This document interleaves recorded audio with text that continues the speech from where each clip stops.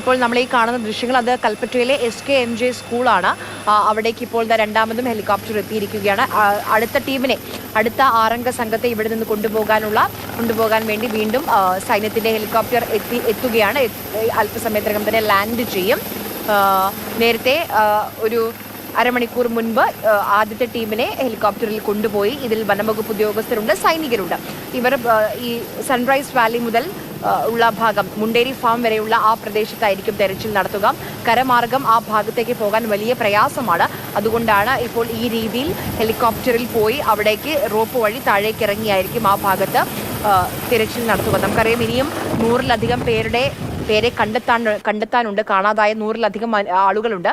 അവരെ പറ്റി എന്തെങ്കിലും ഒരു സൂചന നമുക്ക് ലഭിക്കും ഇന്നത്തെ ഈ തെരച്ചിലിൽ നിന്ന് നമ്മൾ പ്രതീക്ഷിക്കുന്നുണ്ട്. ഇപ്പോൾ ആ ആർമിയുടെ ഹെലികോപ്റ്റർ ലാൻഡ് ചെയ്യുകയാണ്.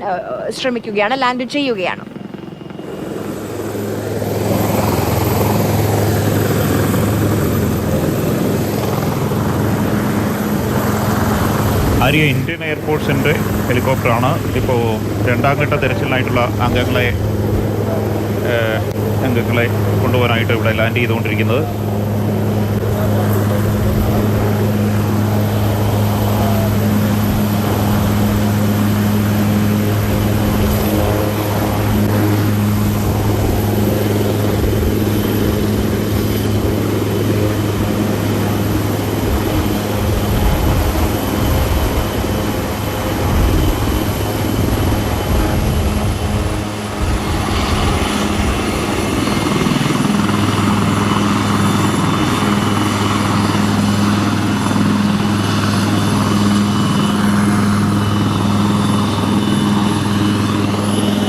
അടുത്ത ഘട്ട തിരച്ചിലിനുള്ള അംഗങ്ങൾ ഇത് സംസ്ഥാന പോലീസിലെ സ്പെഷ്യൽ ഓപ്പറേഷൻ ഗ്രൂപ്പിൻ്റെയും ആർമിയുടെയും അംഗങ്ങളാണ്.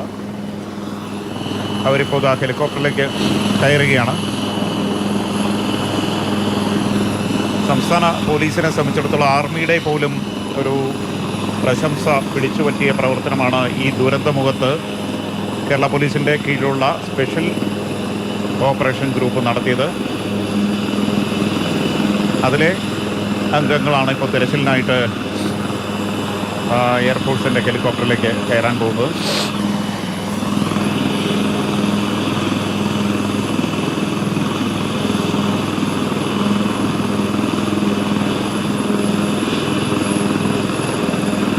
കാണാതായ 159 പേരുടെയും ബന്ധുക്കൾക്ക് പ്രതീക്ഷ നൽകുന്ന ദൃശ്യങ്ങളാണ് ഈ കാണുന്നത്. തെരച്ചിൽ നടത്താനായി സംസ്ഥാന സർക്കാർ ഏതറ്റം വരെയും പോകും എന്ന തെളിവ് കൂടിയാണ് ഈ ദൃശ്യങ്ങൾ. ADGP MR അജിത് കുമാറും അതുപോലെ ആർമിയുടെ ഉന്നത ഉദ്യോഗസ്ഥരും ഇവിടെ ഈ ഓപ്പറേഷന് നേതൃത്വം നൽകുകയാണ്.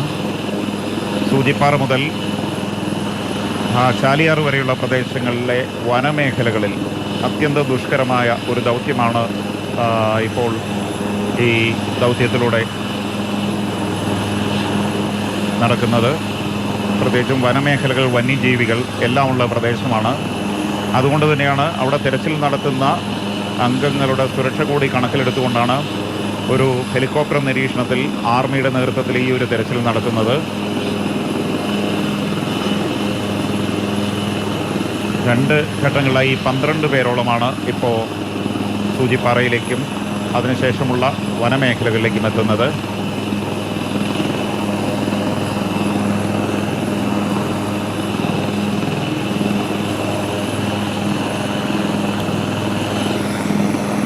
രണ്ടാം ഘട്ടത്തെ തെരച്ചിൽ സംഘങ്ങളും കൂടി ഹെലികോപ്റ്ററിൽ കയറി ടേക്ക് ഓഫിന് തയ്യാറെടുക്കുകയാണ്.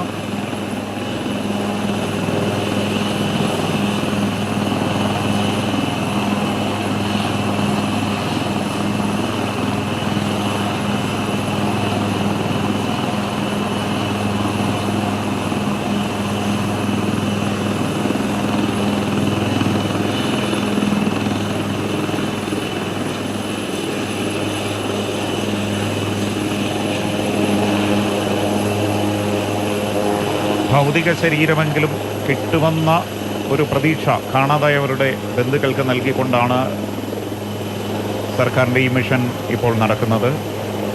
ആർമിയും സംസ്ഥാന പോലീസും വനംവകുപ്പും ഒക്കെ ജോയിൻ്റായി ചേർന്നുള്ള ഒരു മിഷൻ ഹെലികോപ്റ്റർ സൂചിപ്പാറയിലേക്ക് വീണ്ടും പോവുകയാണ്.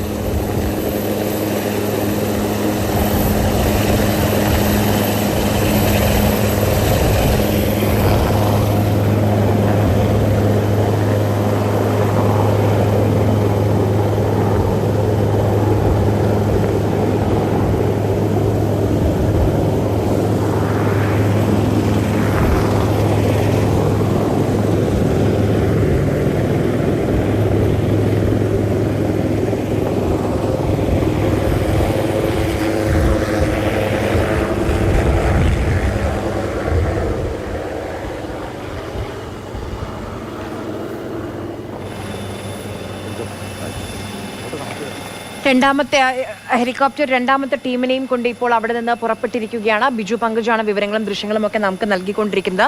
ഇന്ന് 8ാം ദിവസമാണ്, തെരച്ചിലിന്റെ 8ാം ദിവസമാണ്. നമുക്കറിയാം വളരെ പ്രയാസം, കാരണം അത്രയധികം ഉരുൾപൊട്ടൽ, കല്ലും മണ്ണും പാറക്കഷ്ണങ്ങളും ഒക്കെ വന്നടിഞ്ഞിരിക്കുന്ന ഒരു മേഖലയാണ്. അവിടേക്ക് ഇറങ്ങി തെരച്ചിൽ നടത്തുക വളരെ ദുഷ്കരമായ ഒരു കാര്യമാണ്.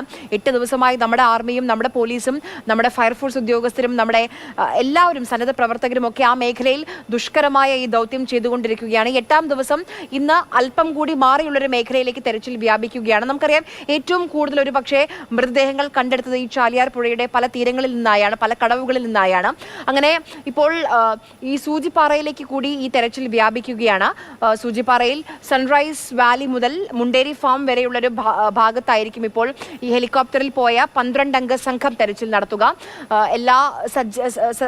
എല്ലാ സന്നാഹങ്ങളുമായാണ് അവർ പോയിട്ടുള്ളത്.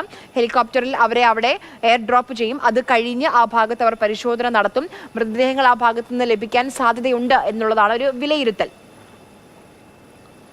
2 സംഘങ്ങളിലായി 12 പേരാണ് ഇപ്പോൾ പുറപ്പെട്ടിട്ടുള്ളത്. ഇതിൽ സൈനികരുണ്ട്, വനംവകുപ്പ് ഉദ്യോഗസ്ഥരുമുണ്ട്. അതായത് വിദഗ്ധ പരിശീലനം ലഭിച്ച ആളുകളെയാണ് ഇപ്പോൾ ഈ അതീവ ദുഷ്കരമായ ഒരു മേഖലയിലേക്ക് രക്ഷാദൗത്യത്തിന് വേണ്ടി വിനിയോഗിച്ചിട്ടുള്ളത്. കരമാർഗം ഈ പറയുന്ന പ്രദേശത്തേക്ക് എത്തുക വളരെ പ്രയാസമാണ്. അതുകൊണ്ടാണ് ഈ ഹെലികോപ്റ്ററിന്റെ സഹായം തേടിയിട്ടുള്ളത്. ഹെലികോപ്റ്ററിൽ തെരച്ചിൽ നടത്തുന്നത് സമാന്തരമായി തന്നെ ചാലിയാർ പുഴയിലും പ്രത്യേകിച്ച് പോത്തുകൽ ഭാഗത്തൊക്കെ തെരച്ചിൽ നടത്തുന്നുണ്ട്. ഇന്ന് 2 മൃതദേഹ ഭാഗങ്ങൾ, ശരീരഭാഗങ്ങൾ കൂടി നമുക്ക് ഇവിടെ നിന്ന് ലഭിച്ചിട്ടുണ്ട്. മരണസംഖ്യ 402 ഉയർന്നിട്ടുണ്ട്. 402 പേരെ, 402 മനുഷ്യരെയാണ് ഈ ഒരു അപകടത്തിൽ, ഈ ഒരു ദുരന്തത്തിൽ നമുക്ക് നഷ്ടമായത്. ഇന്നലെ നമ്മൾ കണ്ടതാണ് ഏറെ സങ്കടകരമായ കാഴ്ച. പുത്തുമലയിൽ കൂട്ടസംസ്കാരം നടത്തുന്ന കാഴ്ചകളൊക്കെ നമ്മൾ കണ്ടതാണ്. ശരീരഭാഗങ്ങൾ ഒരു മിഠായി കവറിൽ മാത്രം ഉൾക്കൊള്ളാൻ കഴിയുന്ന രീതിയിലുള്ള ശരീരഭാഗങ്ങൾ പോലും അവിടേക്ക് എത്തി. അതൊക്കെ എല്ലാ സ്നേഹത്തോടും കൂടി, എല്ലാ ആദരവോടും കൂടി നമ്മൾ സംസ്കരിച്ചു. ഇവരുടെയൊക്കെ DNA സാമ്പിളും ഫോട്ടോകളും എന്തെങ്കിലും അടയാളങ്ങളുണ്ടെങ്കിൽ അതൊക്കെ ശേഖരിച്ചു വെച്ചിട്ടുണ്ട്. ഏതെങ്കിലും ഒരു ദിവസം ആരെങ്കിലും വന്ന് എൻ്റെ പ്രിയപ്പെട്ടവർ ഈ അപകടത്തിൽ പെട്ടിരുന്നു എന്ന് പറഞ്ഞാൽ കാണിച്ചു കൊടുക്കാനുള്ള എല്ലാ വിവരങ്ങളും സാധ്യമായതെല്ലാം ശേഖരിച്ച് വെക്കുകയും ചെയ്തിട്ടുണ്ട്.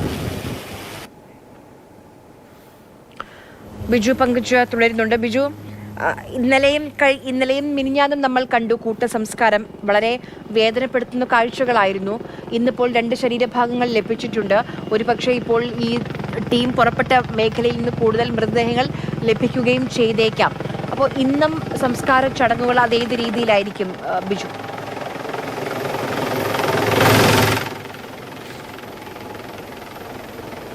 ഒന്ന്, ഈ കിട്ടുന്ന മൃതദേഹങ്ങളുടെ അവശിഷ്ടങ്ങൾ അത് അവർ ഡോക്ടർമാരുടെ നേതൃത്വത്തിൽ DNA പരിശോധന നടത്തും. അതിനുശേഷം അതിന് മാർക്ക് ചെയ്ത് അതിനുശേഷം അവിടെ കൊണ്ടുപോയി സംസ്കരിക്കുകയാണ്. സംസ്കരിക്കുമ്പോൾ നമ്മൾ ഇന്നലെയൊക്കെ ദൃശ്യങ്ങൾ കണ്ടാൽ ഒരു കല്ലിൽ നമ്പർ രേഖപ്പെടുത്തും. അത് അനുസരിച്ചായിരിക്കും ആ പരിശോധനാ ഫലം വരുമ്പോൾ ഈ ആരുടേതാണെന്ന് കണ്ടെത്തുക. ഇന്നും അങ്ങനെ ഒരു സാധ്യതയാണല്ലോ. കാരണം ഇപ്പോൾ ഈ പലരും വനംവകുപ്പ് ഉദ്യോഗസ്ഥരുമായിട്ടൊക്കെ ചർച്ച ചെയ്യുമ്പോൾ അവിടെ കൂടുതൽ മൃതദേഹങ്ങൾ കാണാനുള്ള ഒരു സാധ്യതയുണ്ട് എന്നാണ് പറയുന്നത്. നേരത്തെ അന്ന് കാലാവസ്ഥ മോശമായപ്പോഴും അവിടുത്തെ വെള്ളച്ചാട്ടങ്ങളിലെ നീരൊഴുക്ക് കൂടുതലും അവിടെ തിരച്ചിൽ അന്ന് നടത്താൻ കഴിഞ്ഞിരുന്നില്ല. അതിൻ്റെ കൂടി അടിസ്ഥാനത്തിലാണ്, വിവരങ്ങളുടെ കൂടി അടിസ്ഥാനത്തിലാണ് ഇപ്പോൾ ഈ ഹെലികോപ്റ്റർ ദൗത്യം തുടങ്ങിയിരിക്കുന്നത്. എന്തായാലും ഇവിടെ ഉദ്യോഗസ്ഥരുമൊക്കെ ഇവിടെ ഈ ഗ്രൗണ്ടിലുണ്ട്. കാരണം അവിടെ നിന്ന് മൃതദേഹങ്ങൾ കിട്ടിയാൽ ഒരുപക്ഷെ ഇവിടെ കൊണ്ടുവന്നിട്ട് ആംബുലൻസ് വഴി ആശുപത്രിയിലേക്ക് കൊണ്ടുപോകാനുള്ള ഒരു നീക്കമാണ് നടത്തുന്നത്. കാലാവസ്ഥ മോശമായതിനാൽ ഏറെ വൈകിയാണ് ഈ ദൗത്യം തുടങ്ങിയത്. ഇപ്പോൾ എന്തായാലും 12 സേനാംഗങ്ങൾ, തിരച്ചിലുള്ള വിവിധ സേനകളിലെ അംഗങ്ങൾ അവിടെ അങ്ങോട്ടേക്ക് എത്തിയിട്ടുണ്ട് എന്നാണ് നമുക്കറിയാൻ കഴിയുന്നത്. എന്തായാലും ഈ ദിവസം ഈ കാണാതായവരെ ബന്ധുക്കളെ സംബന്ധിച്ചിടത്തോളം വളരെയധികം നിർണായകമാണ്. കാരണം ഈ പരിശോധനയിൽ, ബാക്കിയുള്ള താഴ്ഭാഗങ്ങളിലൊക്കെ നടത്തിയ പരിശോധനയിൽ മൃതദേഹങ്ങൾ കണ്ടെത്തിയിട്ടില്ല.